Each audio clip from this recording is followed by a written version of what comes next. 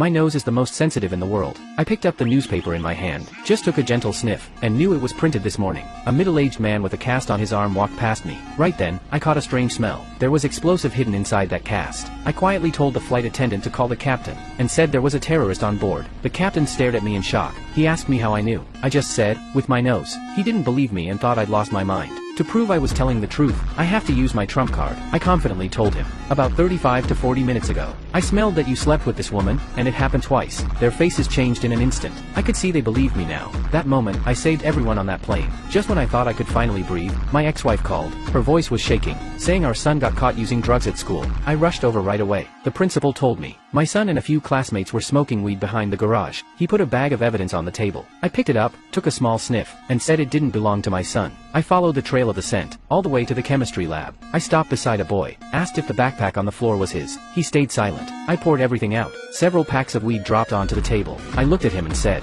he was the real dealer in this school. Then I turned and walked away, leaving the principal frozen in disbelief. Right after I handled my son's case, then my friend called again. A construction company owner was found dead in his apartment. There were no clues or traces at the scene. I arrived at the scene, closed my eyes. Focusing my mind, I took a gentle sniff. I concluded it was a homicide, because the coffee the victim drank was mixed with digoxin. It's a heart medication, and more than 0.1 grams is enough to be fatal. Then by the smell alone, I described exactly what the killer looked like.